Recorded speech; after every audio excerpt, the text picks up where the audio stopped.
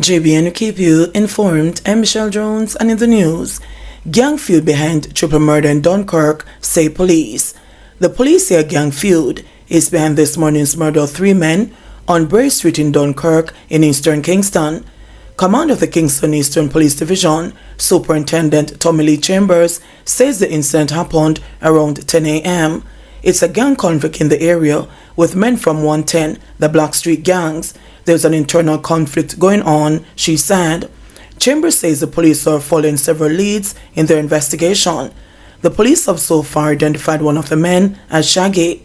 According to preliminary reports, men traveling in a motor car opened fire on persons who were sitting on a refrigerator along Bray Street. After the shooting ended, 3 men were seen suffering from gunshot wounds all over their bodies.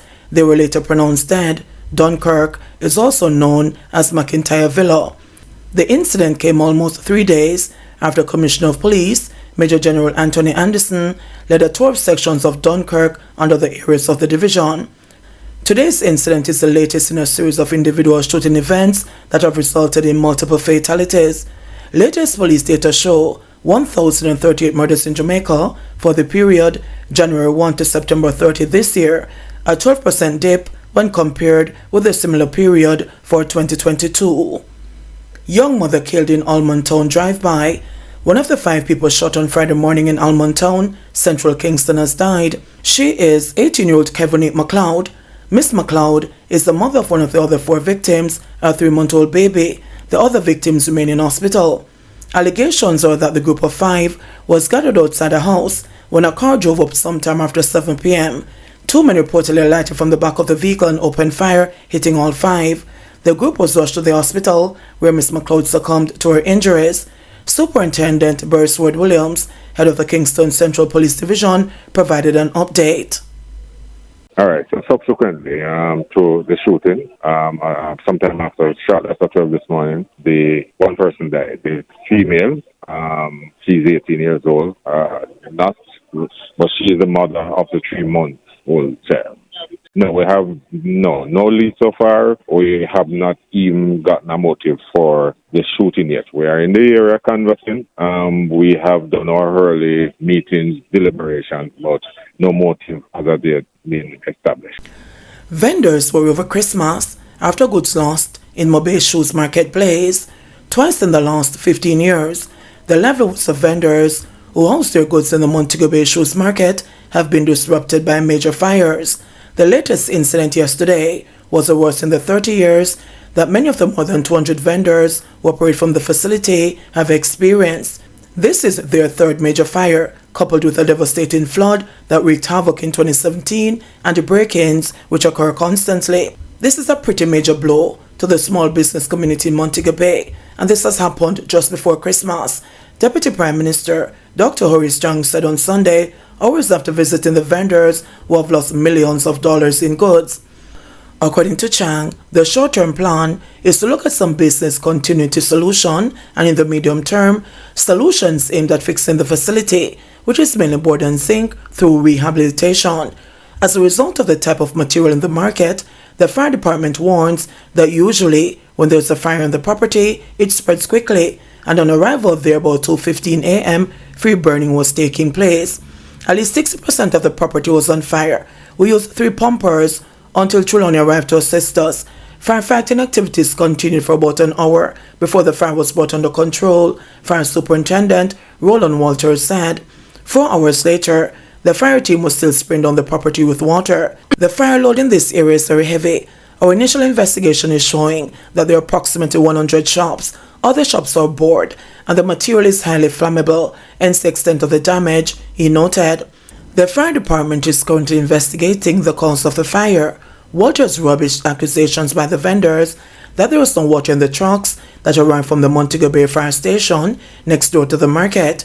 3 different groups, plus family, worked on containing the fire, said Walters. He admitted that water pressure is in the area, but indicated that did not affect their efforts because they received assistance from the St. James Municipal Corporation.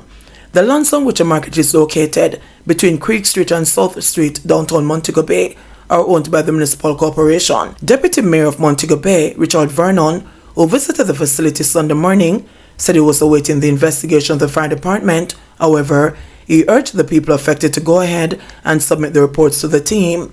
As soon as the investigations are completed, the St. James Municipal Corporation will meet with all the people who have been affected by the fire so that we can devise the most appropriate approach to addressing the situation, he stated. In the meantime, 64-year-old Imogene Salmon, who is fighting her third fire in the 30 years she has been operating in the market, is devastated.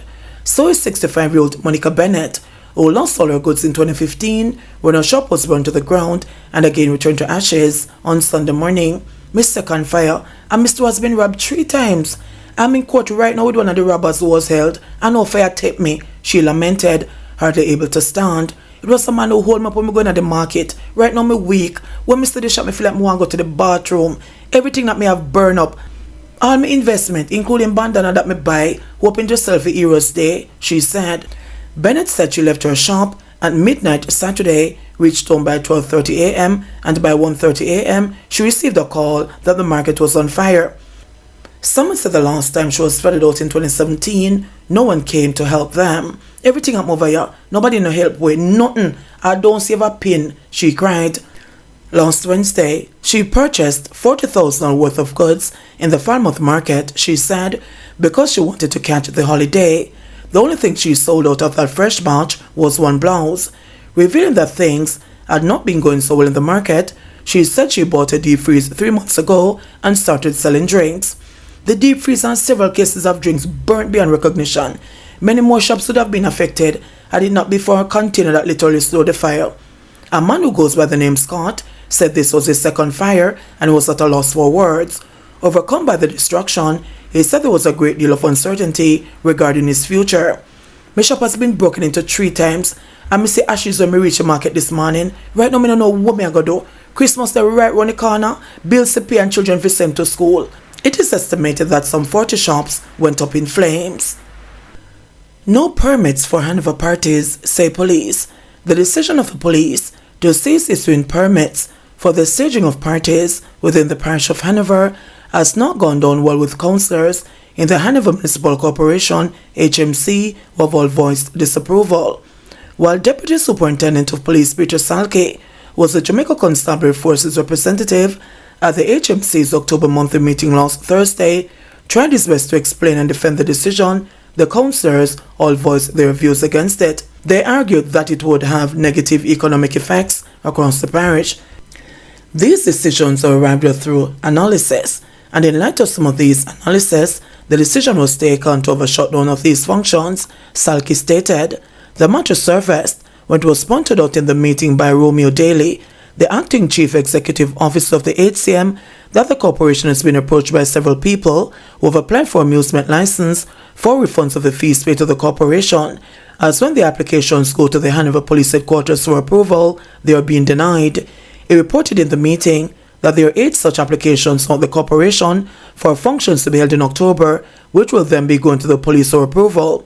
Salke argued that police intelligence has shown that when parties are being held, persons who have ongoing conflicts between themselves can trace and track each other to commit crimes. That explanation did not convince Lucy May Sheridan Samuels or the councillors as a good reason to refuse approvals of the events. They claim that most of the killings taking place, not just in Hanover but in Jamaica today, are done in broad daylight and not at night time when parties are being held. Persons going to supermarket can be seen and traced just the same way. Persons going to church also. Why not shut down the church or the supermarket? Samuels asked. It was pointed out by the councillors that most of the criminal activities taking place in Hanover are concentrated in areas labelled as hotspots by the police, yet the whole parish is being penalised by denying the social activity. Mention was made of functions staged by bar owners called drinkouts, which have helped many bar owners survive the economic impact of COVID-19. Drinkouts are now also being hampered by the police's refusal to grant license approval for such events. It was pointed out that even the Jamaica Fire Brigade's Hanover Division in the parish capital, Lucy, was recently refused a police approval for a license to stage an appreciation function for its members. After a lengthy discussion, the decision was arrived at to schedule a meeting between the new commanding officer for the JCF in Hanover, Superintendent Ian Mowat, and the councillors. It makes no sense. We are collecting monies within the HCM at the application stage and have to be refunding these monies later because the police have refused permission for the events to be held, one councillor said after the meeting, adding that there must be a more organized way. 205 Jamaicans receive national honors. 205 Jamaicans were today recognized for their contribution to nation building at the National Honors and Awards presentation and investiture ceremony. Governor General Sir Patrick Allen presented the insignias at King's House. 5 people were conferred with membership in the Order of Jamaica, including Marcia Griffiths, for her contribution to reggae music locally and internationally, and the politician Audley Shaw for his contribution to political administration in Jamaica. 27 people were conferred with membership in the Order of Distinction Commander class. 36 were conferred with membership in the Order of Distinction in the rank of officer, including veteran journalist Earl Moxham and Arthur Hall, trade unionist O'Neill Grant, and the musicians Wayne Mitchell and the Taurus Riley. The badge of honor for gallantry was posthumously presented to firefighter Lawrence O'Dowse, who died on November 30 last year after he was struck by a motor vehicle while on duty. Some 28 civilians received the badge of honor for meritorious service, while 29 others were awarded the badge of honor for long and faithful service in areas such as community development, community service, education, nursing, dentistry, and the public service. In addition, members of the uniformed groups representing the Jamaica Defence Force, Jamaica Constabulary Force, Department of Correctional Services, and the Jamaica Fire Brigade were presented with the Medal of Honor for meritorious service. JBN will keep you informed. Please remember to subscribe, like, share, leave us a comment, and click the notification bell to receive our daily news items.